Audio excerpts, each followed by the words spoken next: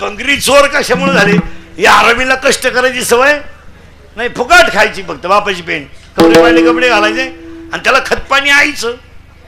आईच सगळ्या टोळीची मुकादम आहे. आई मध्ये लय खोडी. पोरग दारू पेलं बाप हाणायला लागला का आलंच मधी. हाणू नका, आपल्याला काही लय नाही,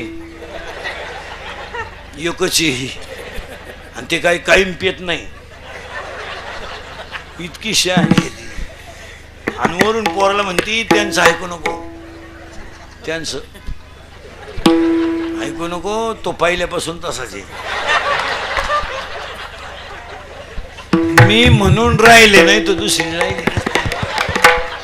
तुका नाही उलातली कुठं त्याने केली असती दुसरी. सांग महाराज, मी मरण ना तरी तुम्हाला आपलीच आठवण येईल ध्यानात ठेवा. मरणार नाही 5-25 वर्ष, पण पाया पडून एक वाक्य सांगतो महिलांना, ऐकाल? महाराज म्हणून नाही ऐकत, महाराज म्हणून मरू द्या, उलथू द्या, महाराज मरू द्या, कीर्तन संपल्या. तुमचा मुलगा म्हणून माझं एक वाक्य ऐकाल? ऐकाल? तुमचा मुलगा म्हणून आयुष्यामध्ये तुम्ही काही करा महिला मंडळ, पण तुमचा मुलगा म्हणून एक वाक्य सांगतो, सांगू नये, मी तुमच्या मुलासारखा आहे.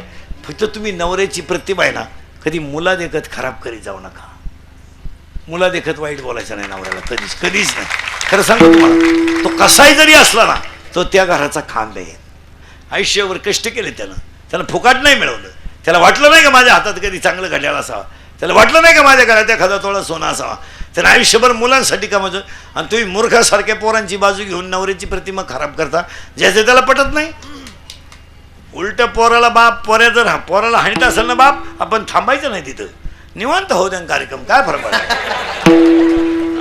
जरा रेटून द्यायचं आणि मग म्हणायचं मी आहे ना. आलीच थोबाड वाशीत मध्ये, पुरीच्या हातात मोबाईल पाहिला आणि बापानं खाटकन कानपट्टी ठेवून दिली पुरीच्या. कशाला पाहिजे तुला मोबाईल? काय चूक केली त्यानं? आलीच, दम नाही काढीत ती, आलीच. असावा प्रसंगाला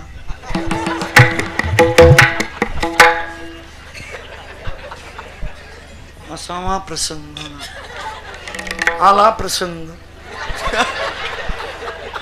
गेली बॉम्बल्ली पोर. खतपाणी कोणाच आहे? आईच.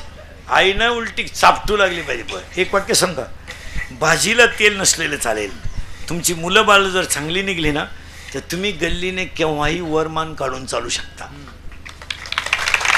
आणि तुमच्या घरातून सोन्याचा धूर निघू द्या आणि पोरं मूर्ख असू द्या, तुम्ही गल्लीने वरमान काढू शकत नाही.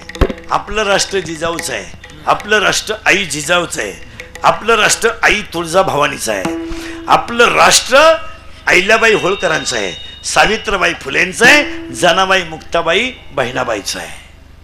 आपल्या मुलीच्या अंगात कपडे कसे आहेत याची लाज तिच्या आईला वाटली पाहिजे. मुलीच्या अंगात 5,000चा ड्रेस असावा, पण हिंदू संस्कृतीला शोभेल असा असावा. आपली मुलगी घरातून बाहेर पडताना त्याचं किती अंग उघडे याची लाज तिच्या आईला वाटली पाहिजे. थोबाड फोडून टाकलं पाहिजे पोरीचं, फटकावली पाहिजे पोरगी. केस कोणीकडे आहेत? केस बघा, बांगडी नाही हातात, ठोंदे आहे 2-4 कान पडले, बांगडी घाल. केसांची स्टाईल बघ. आता एक भांग इतका डेंजर आलाय महाराज, तो देवयानी भांग्याला आणि पॉप आलाय, पॉप. तो पॉप भांग इतका डेंजर आहे, त्याला मध्ये खड्डा आहे, पुढं झटका आहे, इथून इकडं पुढं झटका आहे. म्हणजे इकडं लसणाचा वाफ आहे, इकडं कांद्याचा वाफ आहे, मध्ये डोंगळा आहे, डोंगळा. मुलीचा मोबाईल तपासा, 3-3 सिम आहेत त्याच्यात. तुम्हाला एकच नंबर माहिती आहे, 2 नंबरांना घरात रेंज नाही.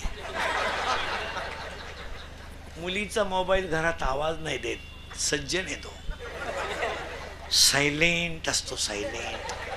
फक्त कोण होतो घरात, कोण होतो,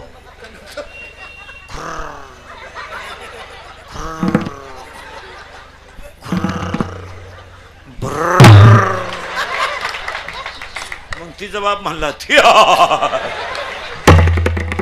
नाही रे बाबा नाही, आपण कुठे जन्माला आलोय? मेरे देश की धरती